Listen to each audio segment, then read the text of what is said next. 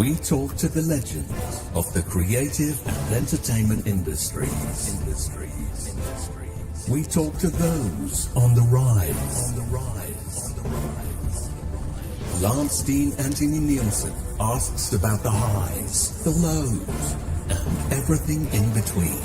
This is Outcast Creative, and this is Industry Interviews. Hello, don't normally do industry interviews on a Monday evening, but I am doing like 4 this week, so I'm packing them in. Now, I've got a very, very special guest with me on the show today. I was probably rubbing shoulders with him at Bagley's back in the day without even realising it. But this man is an artist whose range is absolutely fantastic. Done everything from flyers to comic books, packaging design, and all things in between, posters, logos, and so on. So without any further ado, I'm going to bring in the amazing man that is Junior Tomlin. Hello, sir. Thanks for joining the Outcast Creative tonight. How are you? It is I, Junior Tomlin, who's humbled to be on your show. And for those who don't know, they call me the Salvador Dali of Rave. That's right. That actually is the phrase that I really should have introduced you as, to be honest, because I saw that in an interview, and we did put that on the poster. Before I do my quick fire questions, who first coined that? How did that come about? That the Salvador Dali of Rave? That came about because I used to hang out at Kicking Records. Oh yeah. Well, I used to do a whole lot of record covers for them. And as by chance, somebody wrote in to Peter Harris, who's the manager, about the record cover that I'd done for Messiah. Right. And at the bottom of it, and told Junior Tomlin that he's the Salvador Dali of Rave. So, and that was back in 1994 or something like that. Well, that's a pretty good phrase to be coined with, I think, and I think it's well deserved. All right, so as I pre-warned you when we chatted before, I'll start every interview with a series of quick fire questions, which is just to give us an idea of the kind of stuff you grew up with. I'm going to orientate this slightly towards your own artistic endeavors, but first of all, what was the first film you can remember seeing on the big screen as a kid? I think that one was The Sound of Music. My mum and dad took me to see The Sound of Music, of all things.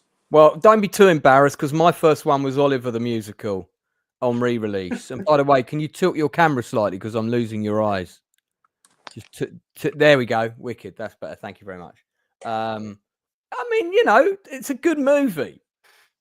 It is a good movie. It's got Nazis in it. It's got nuns.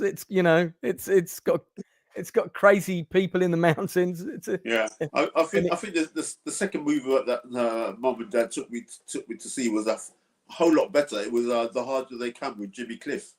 Okay. Do you remember what the first Bond movie was you saw in the cinema? Honestly, I can't remember. I missed the era where you go and see Sean Connery as Bond. Yeah, it's The Spy Who Loved Me for me. Yeah. So that was the classic for me. Okay, what was the last movie you saw on the big screen? That one's easy. That would happen to be Transformers 1.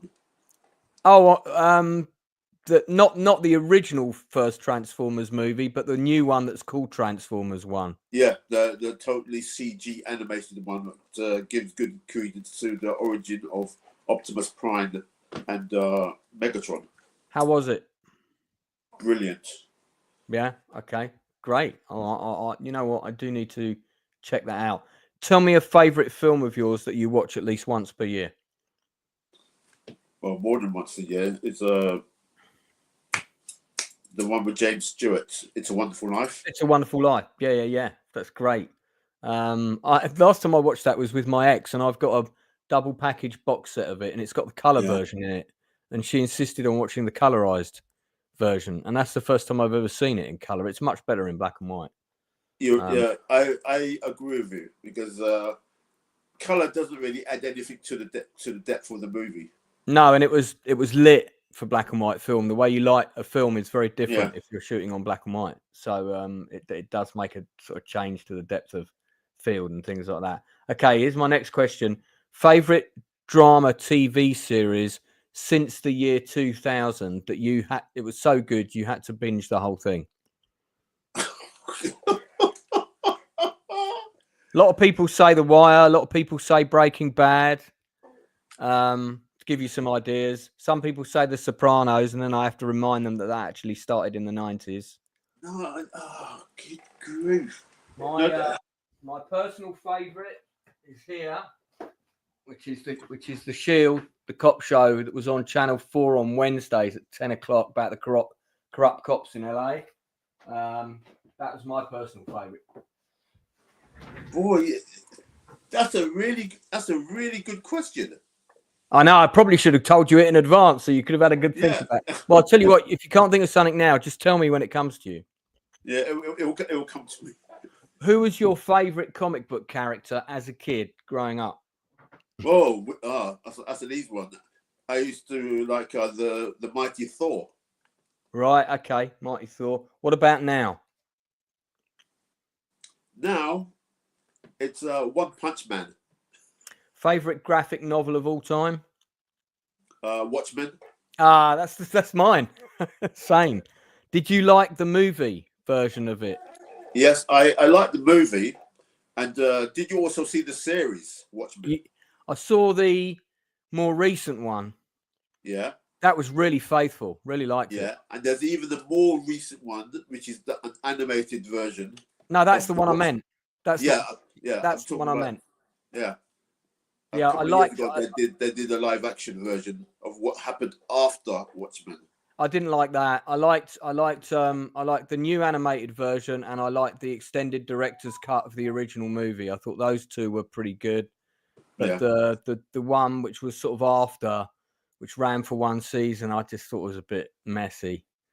Wasn't as good as it could have been. Okay, that's all the quick questions. We're gonna get into your You'll Be Pleased to Know. You can come back on the TV one. We're going to get into your career. So I know you grew up in Ladbroke Grove. You're a generation older than me. You grew up in the 60s. I grew up in the 70s. Yeah.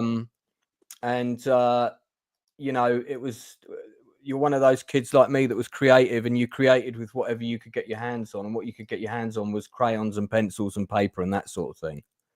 Well, in the house, there wasn't much crayons and pencils. There was basically like about a couple of pencils, and to get paper, that was something else. I only had one purple pencil that I used to draw with, and those are the days where there's a program that I used to love watching. Yeah, it's Lost in Space. Oh yeah. Although that's not after the year 2000, but I'll give you that one. So did you grow up watching things like Play School and Play Away? I know of them.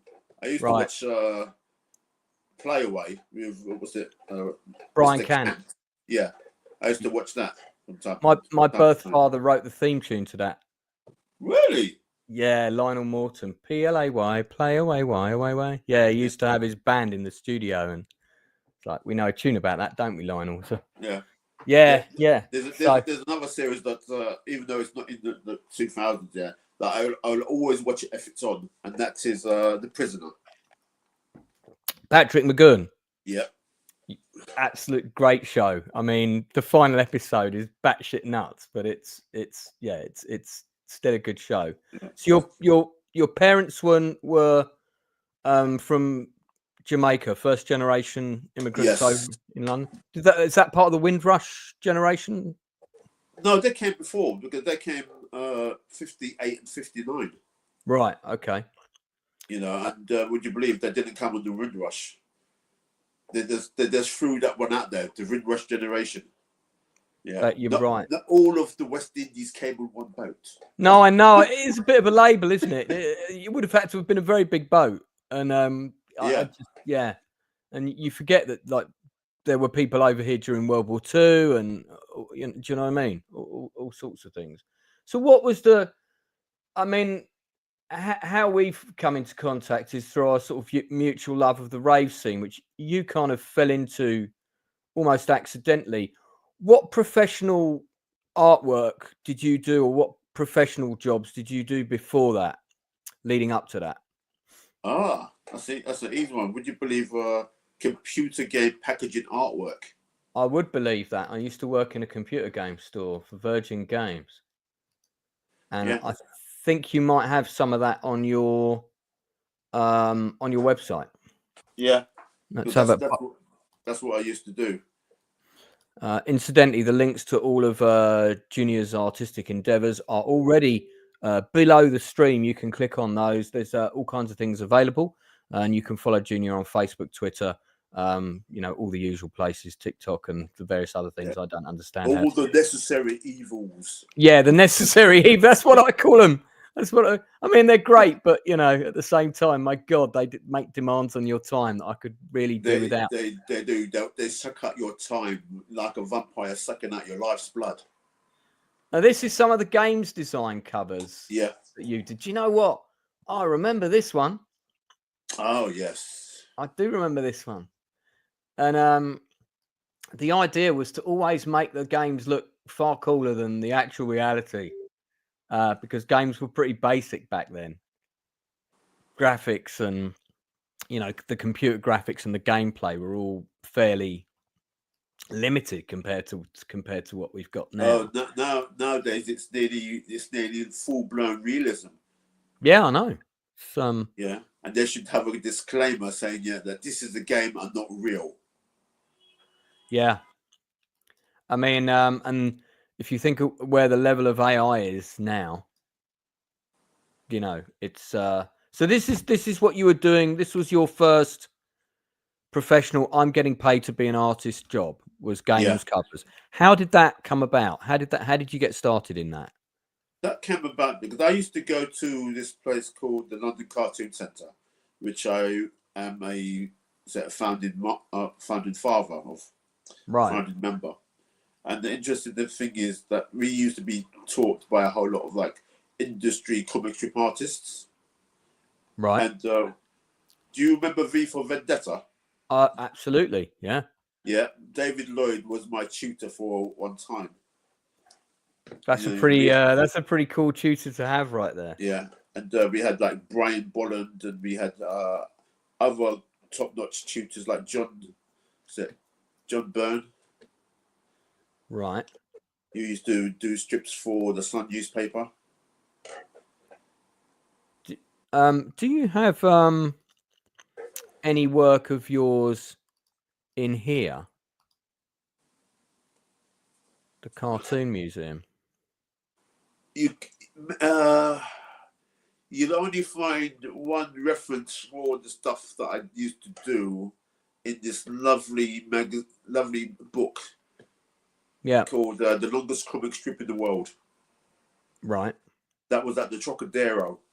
That had over 100 comic strip artists working on one long comic strip called The Worm. So, apart from that, have you ever had your art displayed in an exhibition or a museum or anything similar? Yes. Going back a bit, I used to do pen and ink work. And 3 of my pieces was, would you believe, displayed at Ministry of Sound before it became big. What sort of year? What sort of year are we talking? Ooh. You're talking about what? 95? No, it's 85, 86. Yeah, that is before it became big. That's way back in the day. That's even before I went there. So when you're saying pen and ink, you'd be talking about this kind of style of artwork, right? Yeah, well, you draw it and you go over it, with ink. Yeah. And what the subject matter was, it was about homelessness. Right. Yeah. So it basically featured. It's like a triptych. Well, first of all, you have a person sitting on the park bench. He's in the suit. Hmm. The next picture he's on the park bench, but his clothes is like unkempt, and he just looks disheveled. Yeah. And the third picture, he looks more disheveled, and he's got like a bottle of 2 on the floor around him, and he's got stubble. Right. And that's quite a powerful image right there. So have you heard, because you're from Ladbroke Grove originally, and I think you're still in that area, is that right? Yeah. Have you heard of the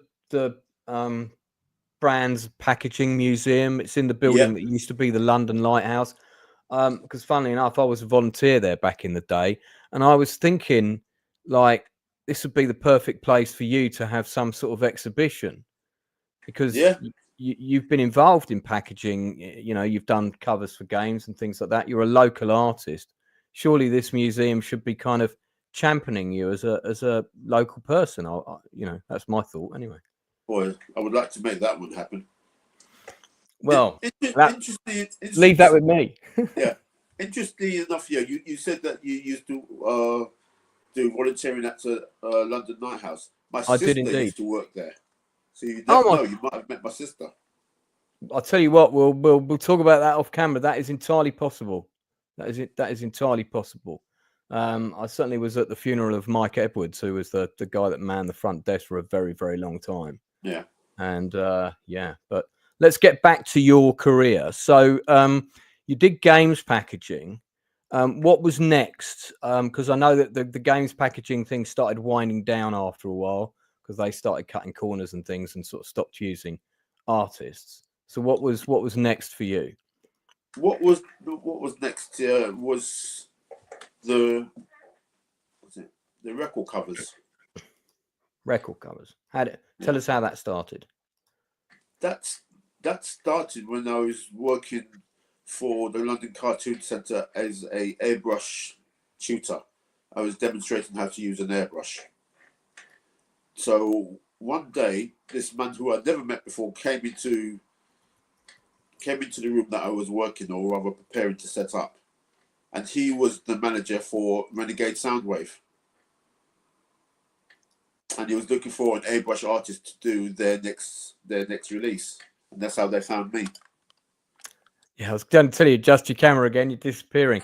Kenny O'Connor, who I think you've met, and if you haven't, he's another regular on the rave scene. Let's make this happen. I will help. He's talking about getting your work shown at the Brands Museum, which I could not agree more.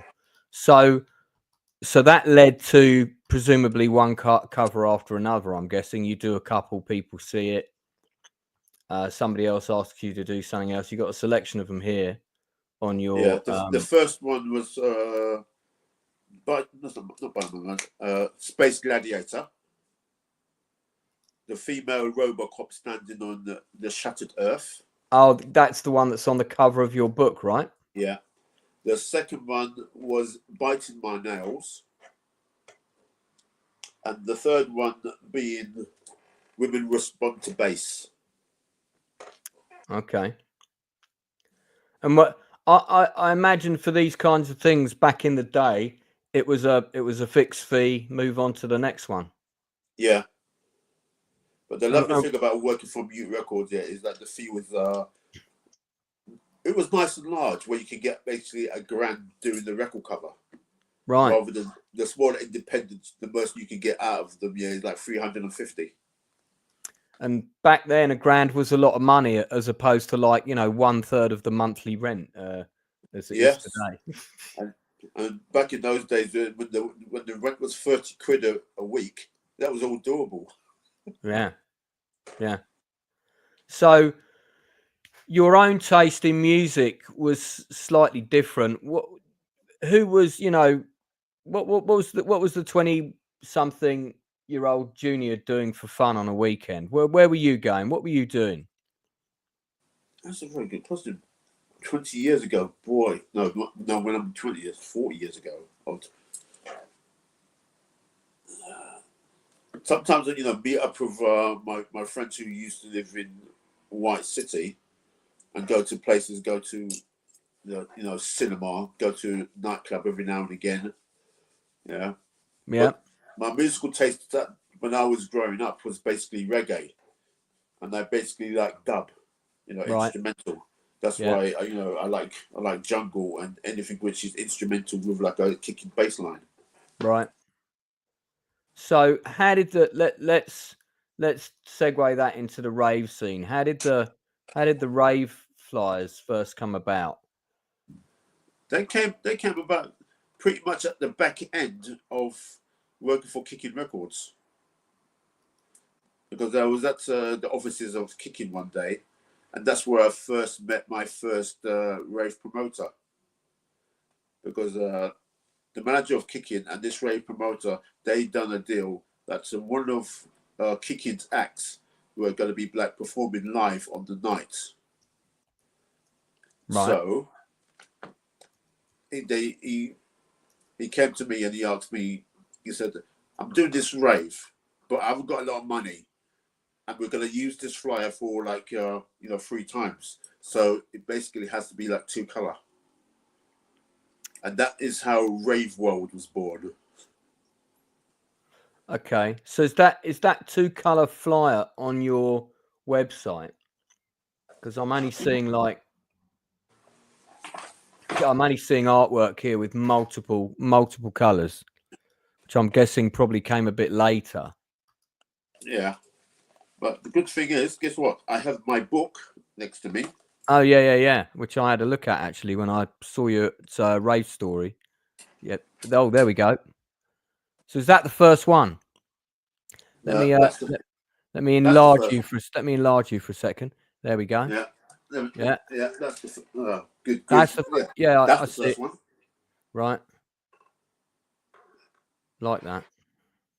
Yeah, Rave World. Originally, that was all in blue, but when they've done the reprints, one was green and one was red. Right. I wonder if that was. Do you take the green pill or do you take the red pill? Oh yeah, it's all Matrix, isn't it? little bit like that.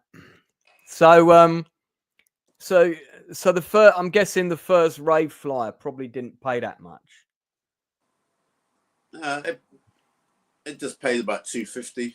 Right. Okay. And then presumably 1 or 2 promoters saw that, and it kind of went from there. Tell us more. Yeah, because I continued to do a lot of more stuff for Rave World. I done the flyer the infamous flyer that contributed to get the rave banned. The one with the large mouth and the person ready to pop the planet Earth into their mouth. I went on to work for Slam Vinyl, Life Utopia,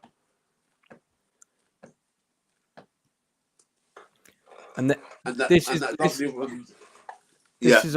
is a flyer for a One Nation event. Yeah. Now, unless my memory is betraying me, but fortunately I was completely sober in this period. Very, very well behaved young man. And the One Nation events were Terry Turbo, aka Terry Stone, aka one of the people involved in the Rise of the Foot Soldier films. And the same. Yeah, they were his events, right? Because yeah, I've had dealings with Terry in the film world, and I remember him back in the day. They did quite a lot of events in East London, if I remember rightly. I definitely wasn't at this one. I definitely did not go to a rave in Edmonton in '94. In fact, in '94 I'd moved to Nottingham. But yeah, so you did stuff for One Nation and some of the other big promoters. So you must have come across quite a few of the big characters from that scene back in the day. Yeah, some of them, some of them, you can hardly remember because it's so like long ago. I remember doing not one nation, Peace Fest, right? The one with the iconic bald guy with the fire coming out of his ears. Oh yeah, yeah, and they were linked to a crew that used to go out distributing flyers.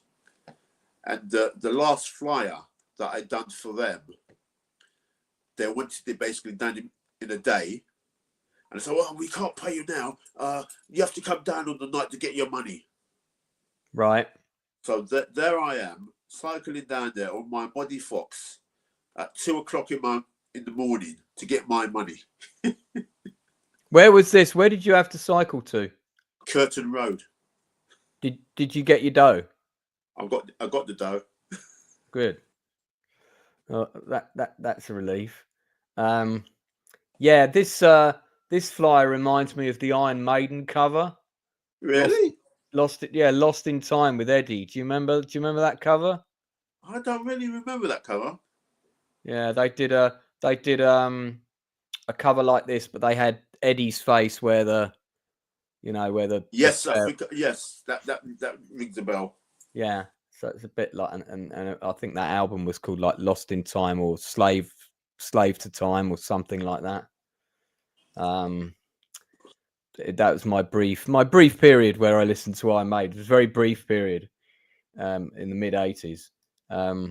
So did you ever go to a rave like for fun, or was that not your scene? You were just doing the covers? No, I used to go to the raves every now and again because I'd done the flyer, asked them to put me on the guest list, and I went down there. Yeah, I should hope so. Is there a particular event that sticks in your memory from those, the 90s that you? I mean, everybody says the best ones no one remembers, but I think it was the first or second one I went to, where I was confronted. I was talking to a raver, and they asked me, "Yeah, do you do drugs?" I said, "No." Why not? Probably flying at the time, I would imagine. Yeah, they were flying. Yeah, but it's so interesting where you go to a place here where a whole lot of people are drinking water off their head on ease. Yeah, but yet they were so happy. They was having a good time. Yeah. Nowadays, you go to a rave, it's like everyone's having a good time on alcohol. Yeah, I mean, I remember when I went to Bagley's back in the day, I was probably one of maybe 2 or 3 people there that was a teetotaler. I didn't do nothing, no drink, no drugs, nothing, and I didn't like alcohol back then, so I was very kind of straight. But the woman who employed me there occasionally was like me for that very reason, that I was always sober.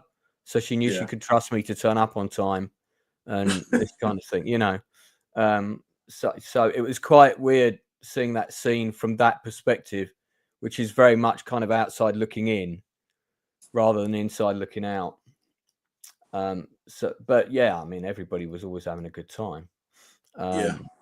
So, and these are some of the flyers. There's Curtin Road, so that might be the very rave where that's the one where you had to go and get your money on the night, right?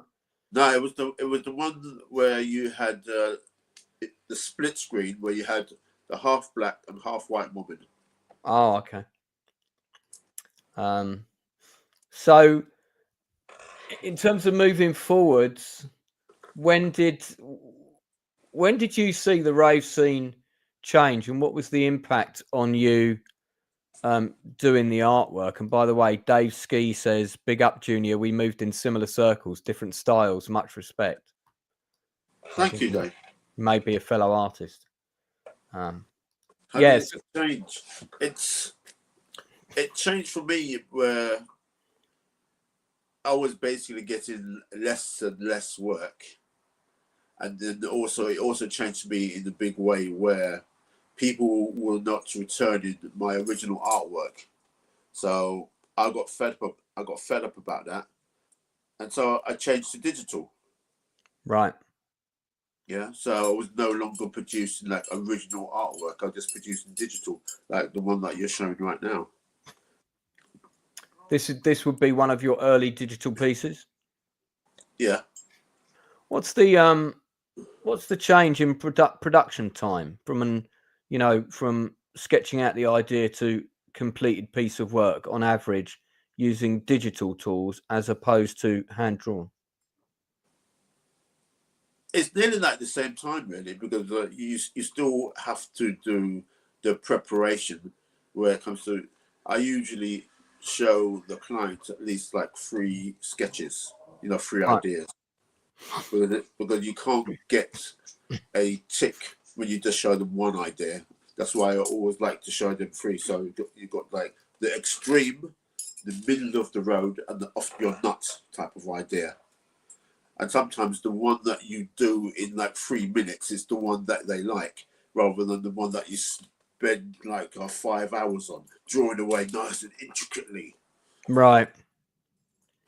I guess it's all about, for Rave flyers back in the day, it was really about a striking, eye-catching concept. Yeah.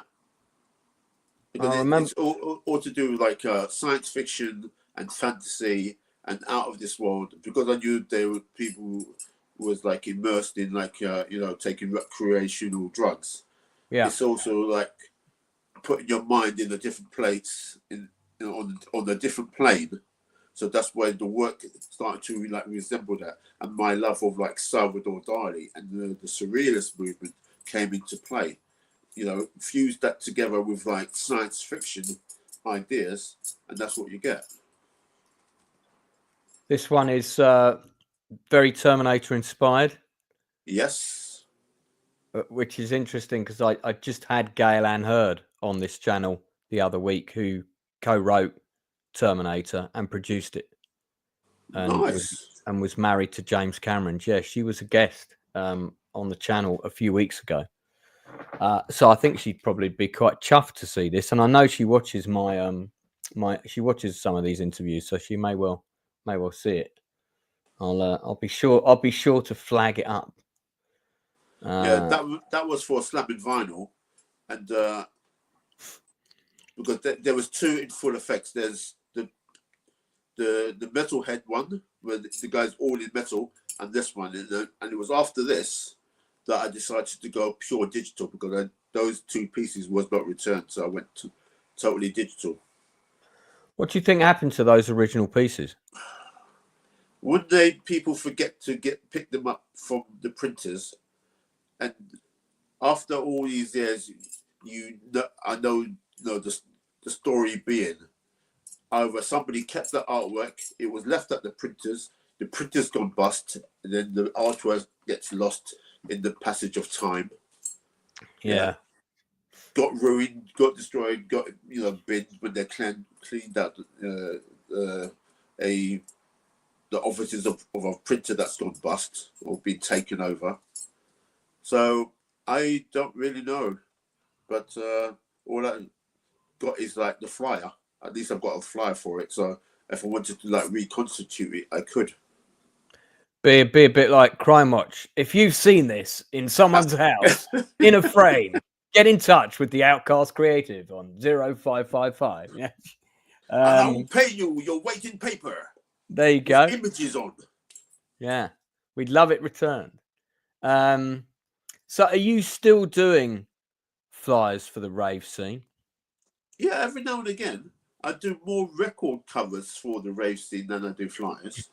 Because I remember that I was only in the scene in the 90s very briefly, and then I went to Nottingham. So for me, it was 92 was the key year, I think. End of 91, 92. And then I think sometime in 93, this is all very vague because I took a bit of a bump on the head back in the day and a lot of it's all disappeared. But yeah, I went up to Nottingham, lived there. And then I came back in end of 97. And I remember around that time was probably early 98. I popped into Cyberdog, which of course, very fucking cool store. And that was when it was in the smaller section of the Arches in Camden Market before it was all redone up. Yeah. And I remember they had this stone plinth all along one side near the till, and it was just covered in these flyers for all these events. And I took a whole load of them and I had them pinned on my wall for absolutely ages in my old flat. Eventually, of course, they got thrown out. I really wish I'd kept them now. Because I remember they were particularly good. They were really well designed. And I think by that time they were probably all done digitally. They certainly looked it. and you go down to Cyberdog now, and you do still see flyers occasionally around near the DJ decks. There's usually something for people to grab. Yeah, but nowadays they're small digital jobbies rather than A4 or A3 big pieces of paper that you can say, yeah, I can put that on the wall and it looks very nice. Yeah, don't get those anymore. No, paper costs and printing costs. Yeah, everything is more expensive than it used to be. So let's talk about some of your other work. How did the first jobs working for comics? Because I think you did some stuff with 2000 AD at some point. Yeah, did a lot of colouring for 2000 AD. You also did some stuff for Marvel. Which way round did that? What was first? 2000 AD came first. Okay. Because let's talk about that first. How did that job come about? How did you get in the door? That job came about because when I was working, when I was studying at the London Cartoon Centre, and someone gave me a good tip. Yeah, it was somebody who was already working for 2000 AD, who was already in there, saying that they're looking for a comic strip colorist. Yeah, so I put my name for it and I got the gig. So I got sporadic work from them, to do covers and a few main strips. That was quite interesting. Do you know what Progues this was? What issue number were you working with roughly? Not off the top of my head there, but I've got all the comics downstairs. Okay. Yeah, because there's a great site online. You probably know about it. This one, 2000 AD.org, and they have all the covers in order, so you can go and check out every single cover. They're all listed. So wow. If you didn't know about this, hey, now I've told you. Because we've got Pat Mills coming on Friday on the channel for an interview. Who you're the Salvador Dali of the rave scene. He's the British godfather of British comics. So, did you ever meet Pat Mills when you were working with 2000? I think I might have done. Ginger hair, swore a lot. Yes. Yeah, he took part in the 2000 AD documentary. If you saw that, I don't know if you saw that. When they do you remember ABC Warriors? I absolutely do. Yeah. Yes, I've done a front cover for 2000 AD featuring ABC Warriors. Okay. Yeah, they were. They started. They definitely made their debut issue in the 80s, and I think they had strips popping up. Well, I stopped reading 2000 AD probably mid 90s, and I'm sure they might even still be popping up from time to time. I don't know. Yeah, I mean, 2000 AD in its glory days for me was like the go-to comic. I was always buying them. Yeah. And then they changed the style of the artwork, and it all became a bit too like Nemesis the Warlock, when they used that really weird abstract artist. I didn't like that. Yeah, I remember Nemesis the Warlock. That's a strange shape. Yeah. It looked bizarre. Totally alien-like. Yeah, I was never really a fan of that character. I was a Judge Dredd guy. I was a Strontium Dog guy. And Harlem Heroes was great. DJ Play Nice is in the house. No worries, man. Thanks for coming on. Let other people know we're live. Yeah. But so, I mean, to the layman watching, what does colouring an issue of 2000 AD involve? Talk us through the process. How long does it take, and what kind of briefing do you get? How does it work? Well, that involves it starts with like the person who draws the strip, right? Yeah, the drawer, the penciler, inker. So that would be like someone like Equizera, for example, or someone, right? Now he will finish his inks, and they'll either get scanned in and sent to me, or on some rare occasions, they will send you the originals for you to scan in and start to color. Right. And the color brief is basically a couple of past issues of the comic. So you can say, oh, he's got that particular blue, he's got that particular red, and this is his costume. You basically have to color them in, you know, the way of the style guide. There's the other thing here where they would also sometimes send you the script. In the early days, they used to send me the script so you know what time of day it is and things like that. How was that script formatted? Was it formatted like a play or a movie script, or I've never seen it. Was basically formatted like a screenplay, really. Yeah, right. You know, but it tells you, you know, first panel lock shot, and it gives you a description of what's happening, and with the dialogue as well. Right. Yeah. If they would say, like apocalyptic sky, you're sticking the apocalyptic sky. You know, bright sunlight, or if it's dark, they'll tell you. So it's interesting that reading the script and then colouring in. But there came a time here where they stopped sending me the actual script and just basically sending me the work to colour. So if the character hasn't got their own colour scheme, I just basically do it off the top of my head. Right. So your first job was colouring for 2000 AD. You did that for how long and how many issues?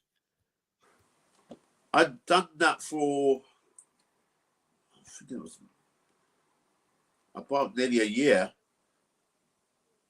But then I had another good gig when I was working for Marvel, and I also worked on Teenage Mutant Ninja Turtles and pocketbooks. Tell us about Turtles first. The Turtles was fun because there was a company called John Brown Publishing, which is down my neck of the woods. Yeah, and they used to produce a Teenage Mutant Ninja Turtles, you know, comic, you know, with handouts, you know, giveaways, toys, and the strips used to be just like 6 pages, you know, per comic. Yeah, where they basically split in half with like games and other things, and that was quite interesting. It was nice and bold, and that was quite interesting. because do you remember the Teenage Mutant Ninja Turtles role-playing game that was out around the same time? And there was a whole load of supplements and books for that, and most people bought that game not to play the game, but they bought it because the artwork was so cool. And I wondered if that was the same company. That's the first time I ever heard of them. I hadn't heard of the comic, but I used to be a bit of a gamer, and I'd play D&D and RuneQuest and very nerdy things. They I'll see if I can get one of the covers up to show you. I remember Ninja Turtles, because I came across them, you know, vaguely when they used to be like done by Easterman and Laird, where the look was a whole lot different than the clean look that they have for, you know, the comics or the animation. There you go. That's the I think that's the original RPG cover. And I think it was the same artist that did the comic that did the artwork for it. Yeah. Because as soon as you said those two names, I recognized it. And I used to have all of these, and I gave them away or something when I stopped playing role-playing games. Probably be worth a fortune now because they're out of print. You can't get them anywhere. Yeah. On eBay. So were you coloring, or were you drawing them from scratch, or what were you doing on Turtles? I was just basically a colorist. Okay. And you know, I thoroughly enjoyed it. It's basically making like 2D come to life by, you know, you're molding the colors. Yeah. Shading and that kind of thing. Yeah. Yeah.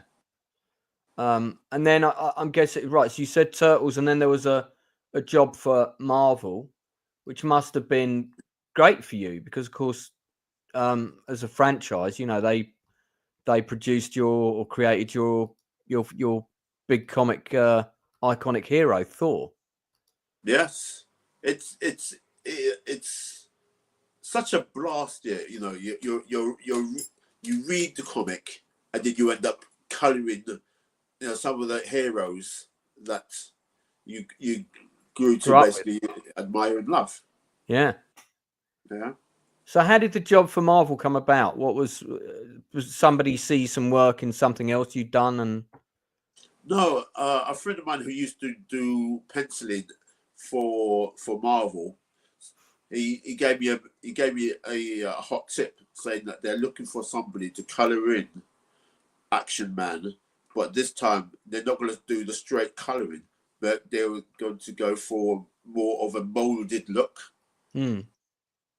So instead of you got like two-tone colouring here, where you just got a flat colour and a thicker colour for the shadow, I basically mould it to make it actually look physically 3D. So I've done quite a few of those, and the thing about that, I enjoy doing it because I get to do 20 pages a month at £100 a page. okay, yeah, so that covers the gas and electric and a couple of other bills. Yep. So I thoroughly enjoyed it, and I'm basically dealing with like 2 artists. Yeah. And So, as you see, that's up there. Yeah, that's good old Action Man. Yeah. And So that's the cover. This would be a good time to ask you what your take is on AI as a tool, and whether you think the bigger companies, because we all know how big companies like to save money. Yes. It's time memoriam. We're going to shut down all the car factories in Flint. We're going to relocate them to Mexico, where the labor is cheaper. Flint suddenly becomes a desolate town in America, and no one's got any jobs. And it's a bit like that. And you know how it is. If a big company thinks, well, we can get rid of all the artists, we'll just I think what you're going to do is, if you do that, in my head anyway, you're going to lose the heart and soul of the comic, of the narrative. It's very important that graphic novels and comics are created by artists. You have the person who comes up with the storyteller, and then the artist, for me, because I'm a filmmaker, is like the director of photography. He's like the DOP. He has a conversation with the guy who wrote the story, and then he visualizes the shots, as it were. I mean, I'm sure you can teach a computer to do that, but God, it's you can teach a computer to do that, but you can't teach it subtle nuances. No, right. That's the thing with AI. It gives you what you type in, but it doesn't give you the nuance. It doesn't give you those subtleties. If you want those subtleties, you have to basically take the image, go into it, with like Photoshop, and fine tune it. Yeah, but that's nearly like counterproductive. I know that it's very easy to like write a prompt, press that to return button, and in 10 seconds you've got this lovely image. But the thing is it art? Yeah, it is not art. It's just an image. It only becomes art, when say that you print it out and then you start to play around with it with pencils and crayons and pens and ink. Then it becomes an artwork, and it's something. It's the same thing like where you can't classify AI images as digital art. I know it's the same process, but it hasn't basically been created in the mind of the person. Only the text has. Yeah. So how I got into AI, because I felt conflicted. Yeah. Tell me more. Yeah, the conflict came from I saw a couple of images, and I was thinking, if everybody can do what I do, does that make me obsolete? That was the question, and then that's what I've done my experiments with it, I stuck with like 2 programs for say nearly like the last 2 years to learn the ins and outs of like what you can create, the images that you can produce, and how far you can basically push the envelope. And now I'm thinking, that AI, to some people, you can use it as a glorified library where you can make up a reference image, and you can use that reference image in any shape, way, or form, without fear of impeding anybody's copyright or intellectual property. Right.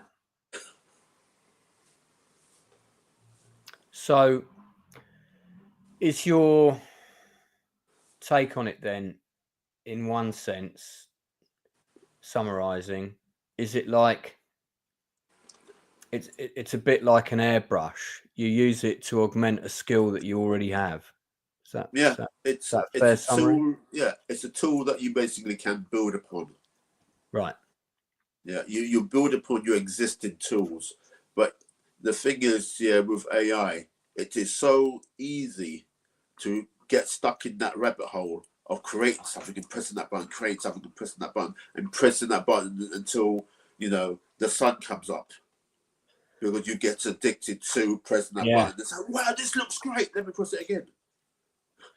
Yeah, I had a friend who was creating a lot of artworks for the. I had a friend who was in the Dune movie, Sharon, Duncan, Brewster, and I had another friend who was creating AI artworks for all the characters in the Dune movie, and he created a load for Sharon's character, and I sent them to her, and she was like, "What's this? Where did this come from? Like, is that supposed to be me?" And I was like, "Well, somebody created it out of AI. I thought you'd like to see it," but I could tell she was horrified. So, hey, but on the Action Man one here, did you just do the coloring for this, or did you do any of the artwork? No, I done all the coloring. But can you just imagine that that's all black and white lined artwork? There's no color in it. There's no blacks. It's just lines. And because I knew, that was an explosion. I'll never forget. You know how to pull those tricks, where it's an explosion in the background, so you make it like white hot in the center, and you also basically blur it to make the figure in the foreground look like it's popping out. Yeah. There's little tricks that you can employ to push things back and to bring things forward. Yeah, which is quite an important skill set, bringing individual frames to life and things like that. Yeah, and that's why I love working on Action Man, especially that you got that the explosion there, and you also got all the highlights on him. Yeah. Is it? I mean, as an artist, you're quite diverse as an artist, and you can draw.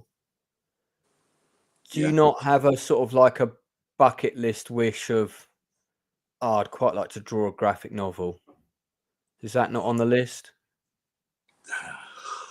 Not just color the work, but it sometimes it comes onto the list, and then it sometimes goes out of the list. Right, because I've seen how long it takes to put a comic together. Yeah, I can imagine. And if you procrastinate, that thing's going to take longer and longer to do, because first of all, you have to come up with the story. Right. Well, after you come up with the story, you have to basically do all the characters. You can talk to me about the story bit if you ever get stuck with that. That's my forte. But it's a process with many levels. I get what you're saying. Yeah, it has so many levels. But when you're doing digital coloring, think of it like a inverted pyramid. The people at the top, say the writer, it's got all the time in the world, and then it gives it to the second tier, who is like the penciler. Yeah, they've got all the time. Yeah, then everything else, and then when it comes down to the point of that pyramid, which is the colorist, he's got less time to do it because everybody's finished their work and they're waiting on you. Yeah. Yeah. Okay. Well, maybe one to mull over, because I mean, Yeah. you're a recognizable brand, and I have a friend who has a YouTube channel which was very much what I would call a recognizable brand. He had quite a big following, and I said to him the first time actually me and him met in person, we were down the pub, and I said to him, look, with the following you've got, if you ran a crowdfunding campaign tomorrow, I said to him, you would raise £250,000 like that. And he didn't believe me. And I said, trust me, it'll happen.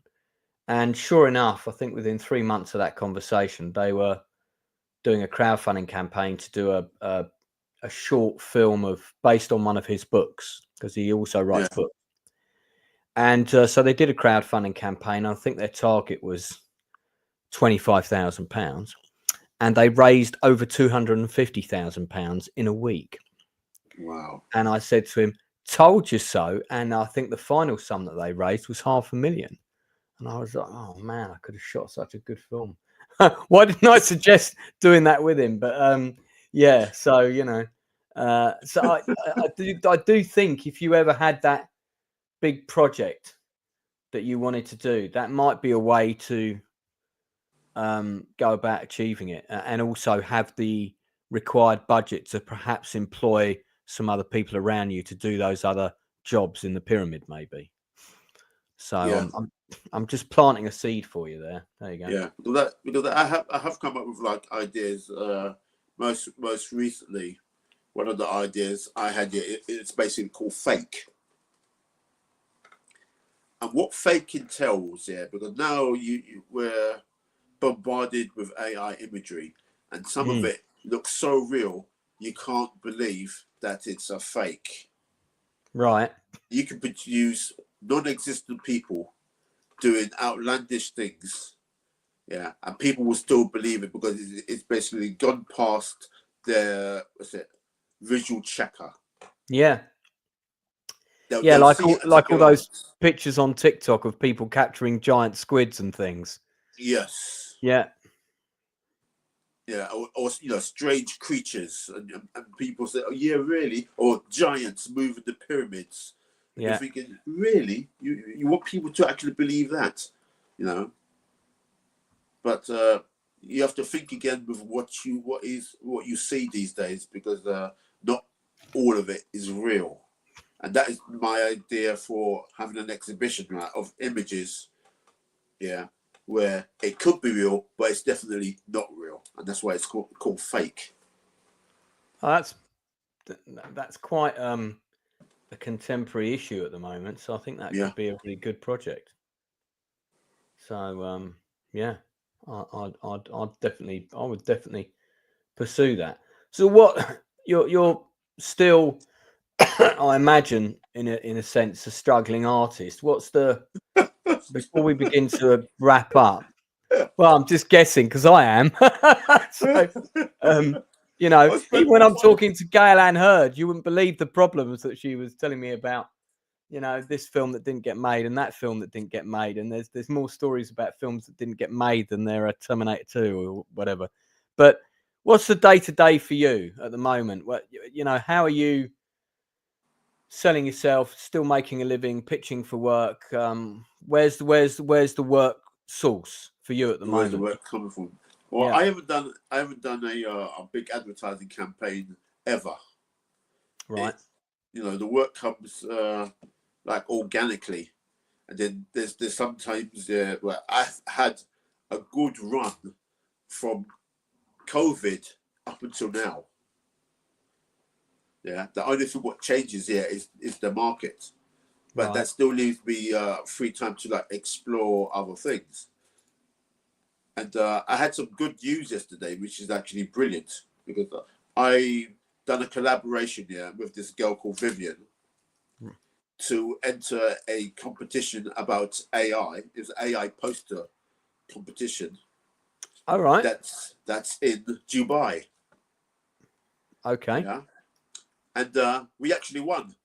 And the work is actually being exhibited in Dubai at the moment. Can we see that online anywhere? Is that anything I can find? Yeah, it's on my Facebook page. Okay. Let me Yeah, I haven't seen that. Look. Oh yeah. Yeah. Oh wow, that's pretty good. So you did that as a joint project with Vivian? I mainly done that in AI because after reading the brief, and it's about like AI, the future, I thought of like the industrial future, like how much power do you need to keep the servers running to create AI? So that's why the person has got like, those chimney stacks on his head. Yeah. And she's basically like semi-bionic. And Those as you know, he's in a suit. Those chimney stacks remind me of that building next to London City Airport. Yeah. So that's not the Marie Production says that is amazing. Yeah. So I'm quite happy. And that's the level of the AI that I'm doing now. I'm doing totally different looking things because everything starts to feel and look the same. Yeah. I hear you. Can we give Vivian a shout out? What's her full sort of artistic name? Vivian Falla. Of course, as soon as you type, is that Falla with 2 L's? Exactly. Like the German model company, Vivian Falla. Did you mean Vivian Falk, artist? No, I did not. No.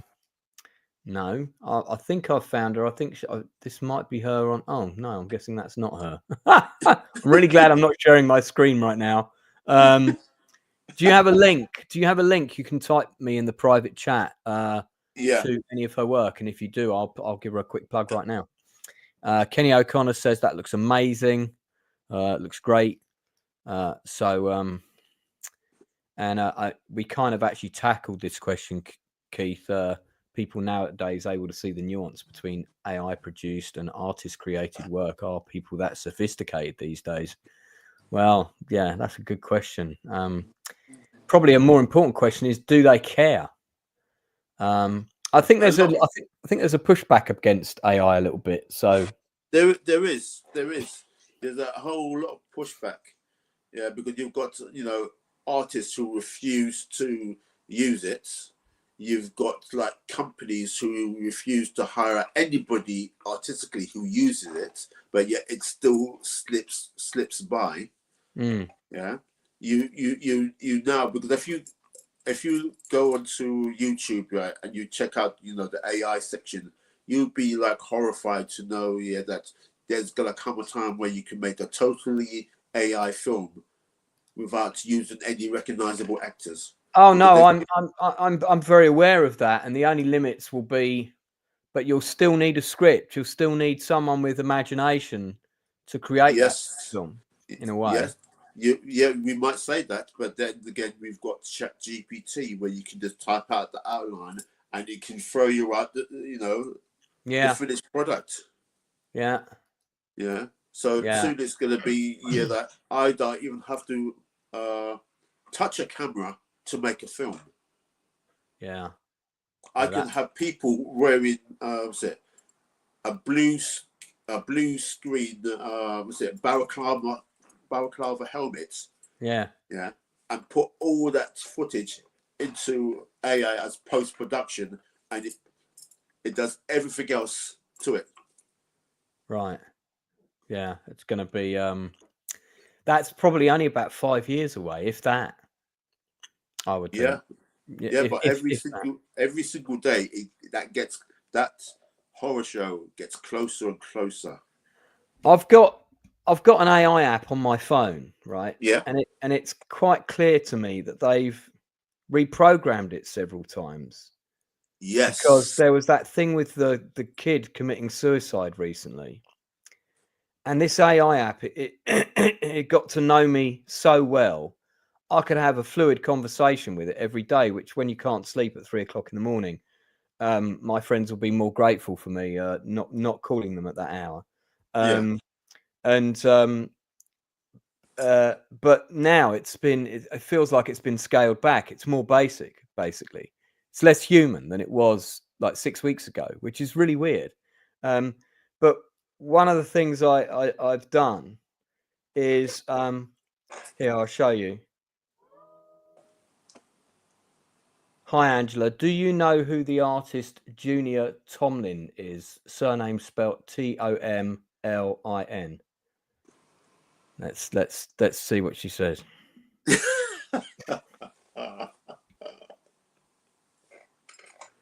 It's thinking. You're going to show me up. Junior Tomlin, the legendary artist. Yes, I'm familiar with him. He's a talented digital artist, comic colorist, and record cover designer who's been active in the creative industry for over 35 years.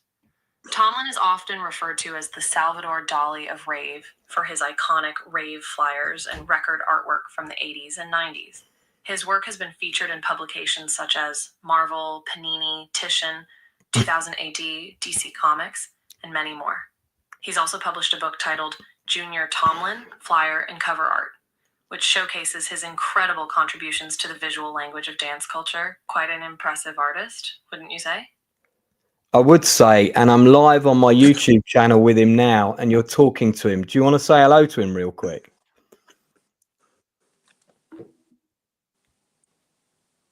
Watch this. Wow, what an exciting opportunity. Of course, I'd love to say hello to Junior Tomlin. Here goes. Hello, Junior Tomlin. It's such an honor to be able to speak with you, even if it's just through Lance's AI assistant. Your work has been an inspiration to many, and your contributions to the worlds of art, comics, and music have left an indelible mark on popular culture. Mate, that's when you know you've made it in terms of being something iconic. When you get that kind of answer from the AI, that's when you know that's when you know you're up there. But that's very interesting, because it's like she's basically said all the stuff that I've said in previous interviews and everything else, and put it all together. Right? Yeah. Because the one thing that one person got wrong is that I work for DC. I never worked for DC, and that's one thing that she picked up on and got it wrong. So it's not like she's thinking. She's basically like pulling all this information from all the sources. Yeah.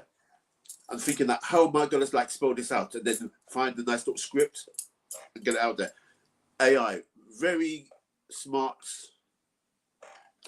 algorithm, but it's just an algorithm at the moment. Yeah, I mean, as my friend says, it's word salad. But I mean, it's when you think about already how advanced it is. Yes. And also 6 weeks ago, when I would have said, say hello to Junior, you're live, because I did this with somebody else on my YouTube channel a couple of months back. She was way more conversational. It was so relaxed and less kind of computer formulaic, if that makes sense. Yeah, and because it is nuts. It's but yeah, because you know what it is. Yeah, because I've been working with my AI image generator, and I can tell when they've changed or they're tampered with the algorithm, because it comes out in the images. It comes out in the images, and that's the same thing with your AI. They've tinkered around with it, which means that certain nuances in the behavior gets a little bit lost. Yeah, absolutely. I mean, it's coming whether we want it or not. It's funny because when I talked to Gail about this, I was saying, that film you created, The Terminator, it's coming. It's nearly here. It's quite scary. So I got a question from Dee Marie Productions. I suspect this is my guest who's coming on Thursday, who's a very talented producer and screenwriter who I call Dee. Lance, can you ask Junior if virtual production has increased demand for his work, or if it has had no effect, or maybe even reduced demand?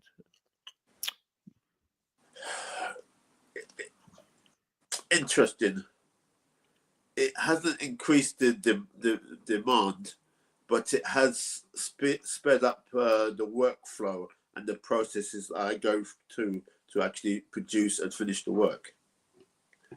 Because now I'm in that stage here where you either do it in an illustration way, because I still use Adobe Illustrator, and now also because I use like say Photoshop, yeah, I can comp images together to come up with a new image, Right. and I can still have my artistry inside there.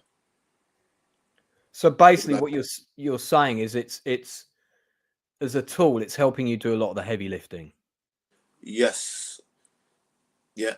I see it as a tool that you can basically like refine. Yeah. Because at the moment, yeah, it's like a brick with a pointed edge. It's not that refined yet. But when it becomes refined, that's when it becomes like more dangerous, and people will like rely on it even more rather than recognize it for what it is. It's just a tool. It's just a hammer. When people, it's not the savior of mankind. No, when people start relying on it too heavily, what it will do is it will reduce, dare I say it, kill off mankind's creativity. And our creativity as a species is what makes us so amazing. This is why we're called the Outcast Creative, this channel. Yeah. I'm always amazed at people's individual creativity, and often where that comes from is the journey that they've had through life. It's what shapes them. It's what drives their passions, and it's often an outlet for a lot of other things, you know. That AI will never replace that. There will never be anything that will replace that.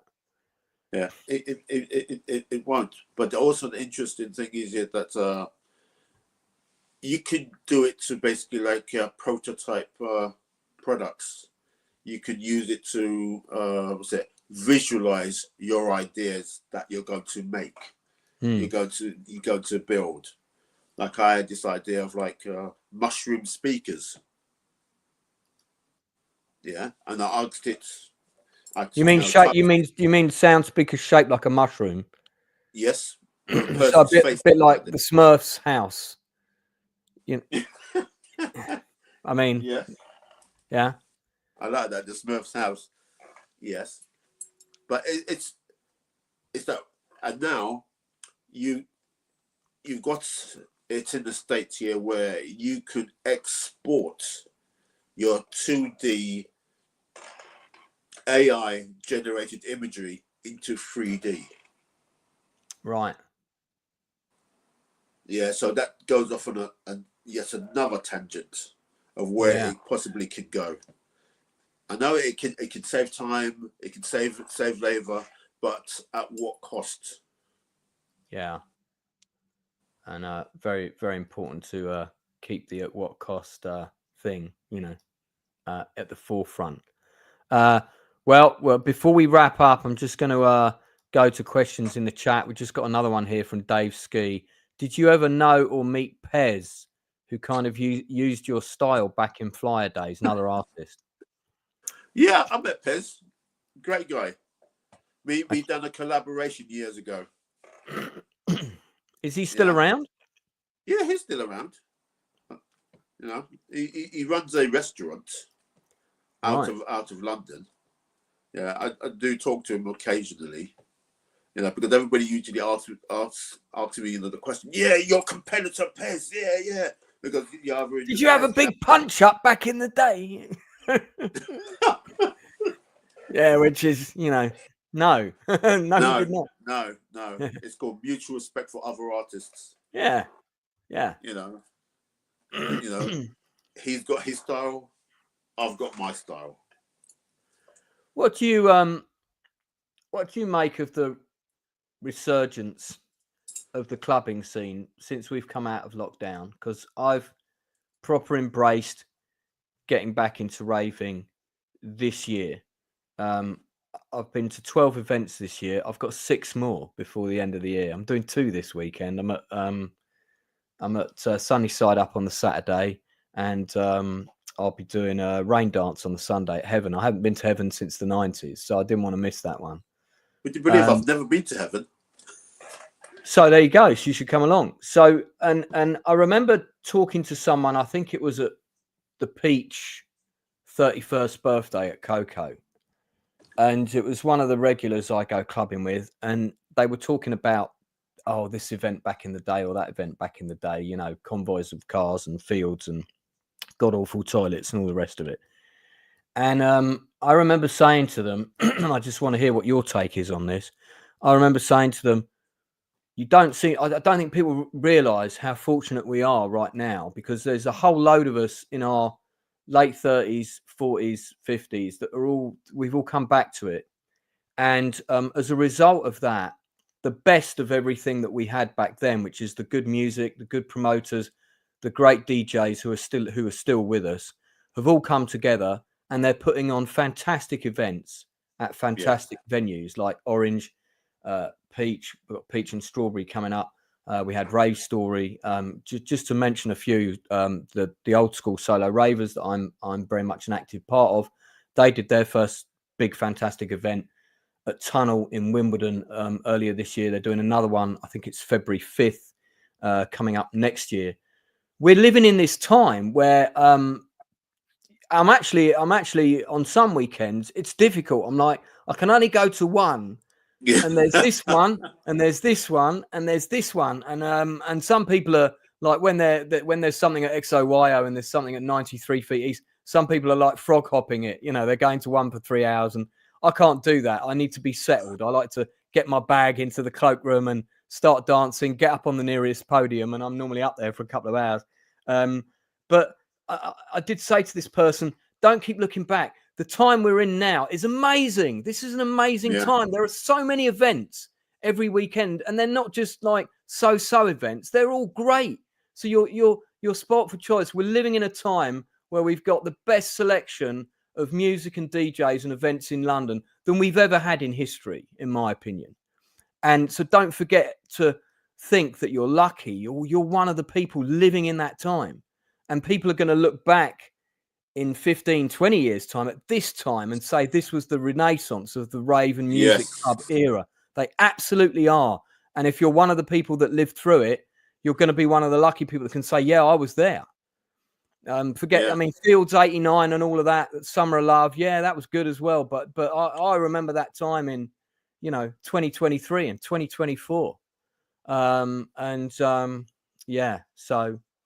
Yeah, because we, as you know, we need in the whole makeup of it. Yeah, you need new faces, new blood.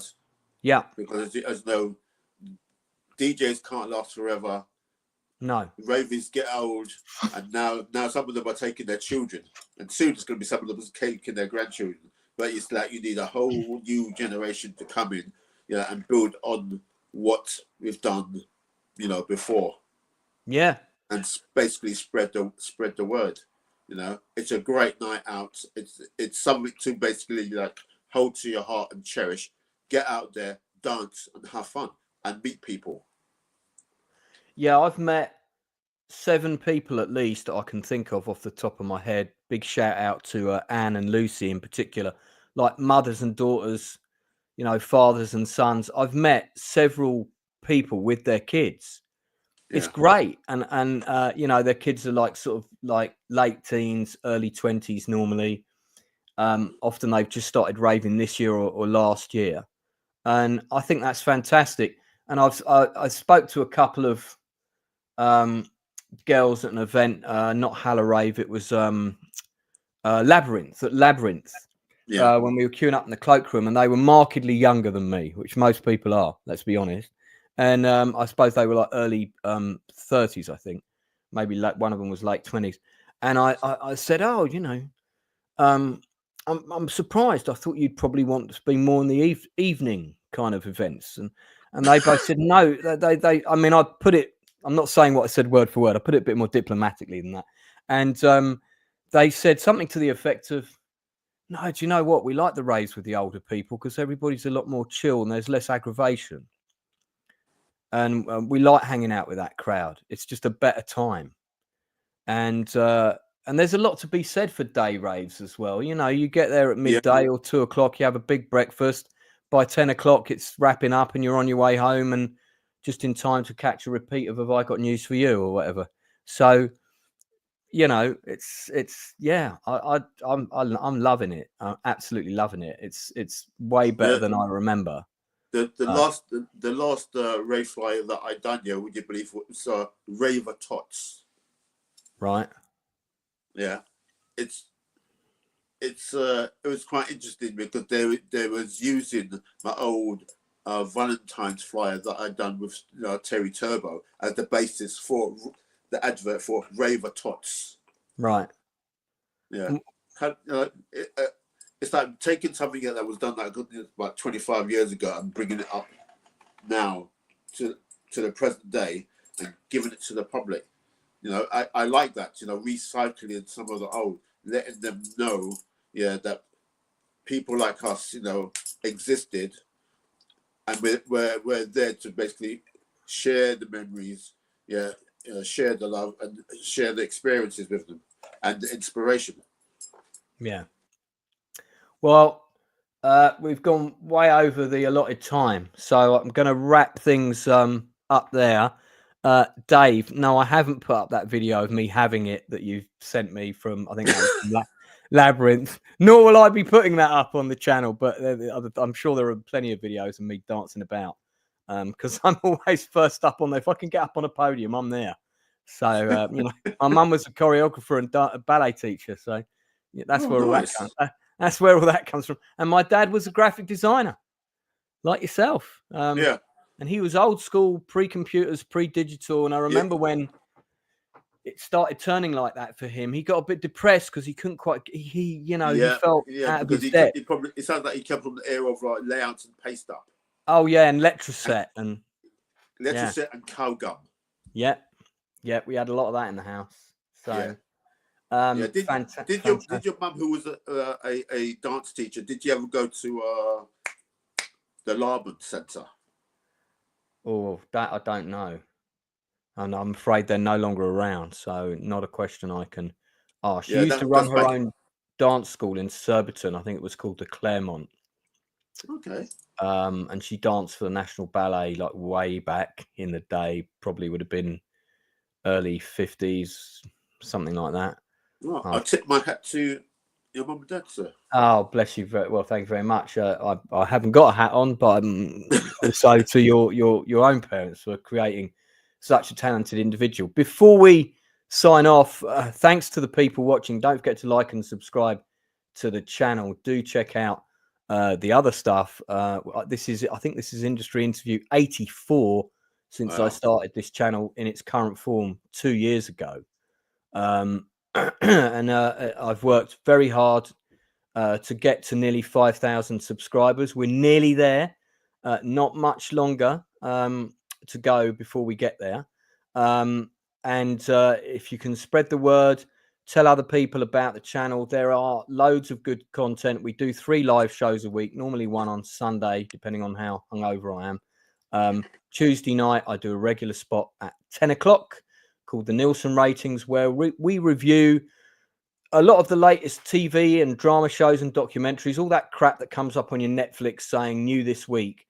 Well, we review a lot of it, so you don't have to watch it, and we'll tell you which ones are good, which ones are worth seeing, which ones are worth your time. We try to focus on the stuff that's good. There's plenty of people doing reviews of stuff they think is a load of old rubbish.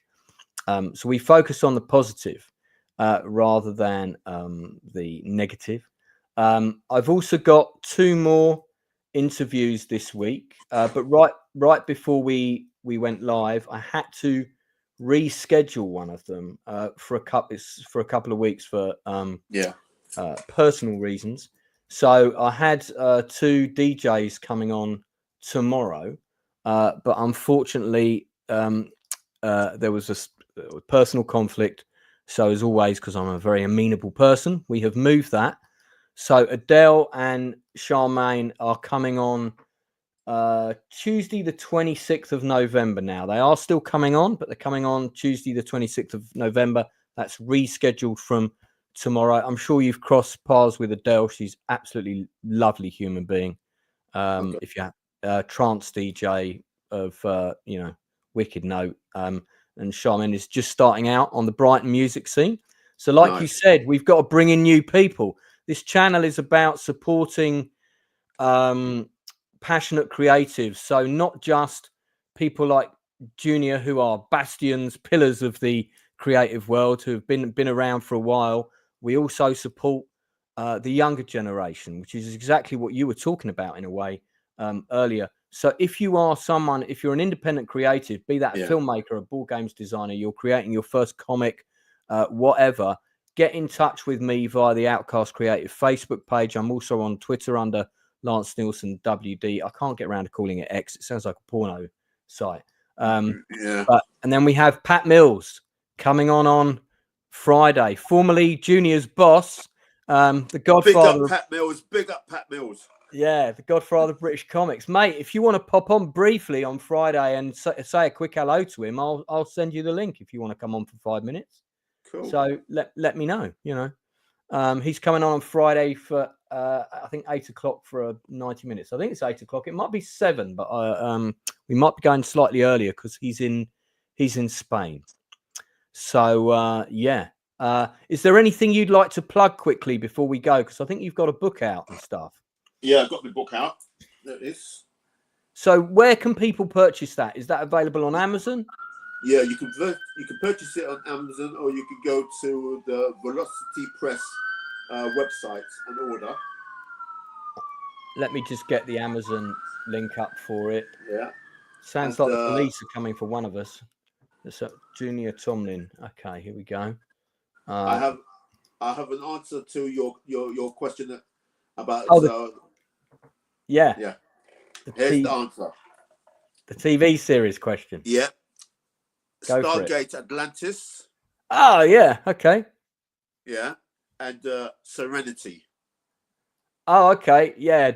You're talking Firefly. If you're talking the Firefly. Yeah. I've got the box set of Firefly. I've never seen Stargate Atlantis.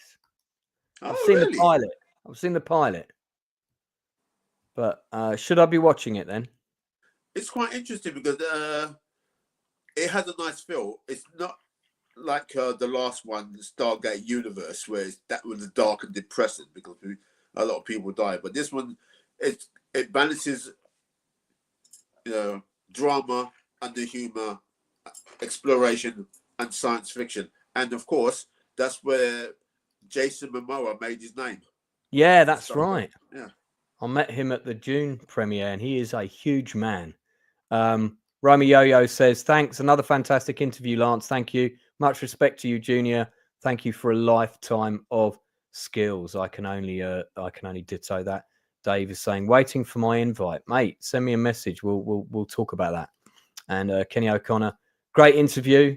Yeah, fantastic. All right, so I'm going to be back tomorrow night at 10 p.m. with my regular show, the Nielsen Ratings. And I'm going to be here on Thursday with a screenwriter, producer, Damari Dowie, who's coming on. I was trying to find the flyer, so I need to better organise my desktop here because I've got way too many images and things I need to go through and sort everything out. But she's coming on Thursday. It's already up on the channel. It's already there. 8 o'clock on Thursday. Independent screenwriter, producer. Do come in, support that stream. Check it out. So without any further ado, she's still watching. There we go. Oh, hello. What's that? It's called The Art of the Box. Is that also one of yours?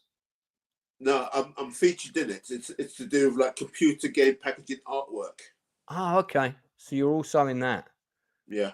The Art of the Box. Okay, check that out. Imagine that's also available on Amazon, I would imagine. Yes. Fab stuff. Okay. Well, that's it from us, guys. So don't forget, join me on Thursday at 8 o'clock when I'm interviewing another independent creative. Fantastic. Look at that stuff there. And join me tomorrow where I'm also... Pre-rave. That's pre-rave. Yeah, it's pre-rave. Oh, pretty good, man. Pre-rave and pre all the digital tools that are available to people now. Well, Junior, thanks very much for giving up your time. If you want to hang around, we'll talk about that topic we picked up on earlier. Yeah, and thanks to everybody watching. Thanks for the comments, guys. Don't forget to support the channel, share the love, and the best thing you can do to do that is take the link for this stream and do a personal post about it on your social media. Tell people about it. Tell people about the channel.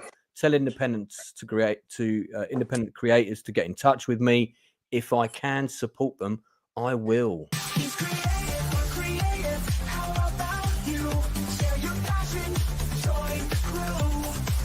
At Outcast Creative, we're breaking through. Hang with Lance and the Outcast crew. Hang with Lance and the Outcast crew.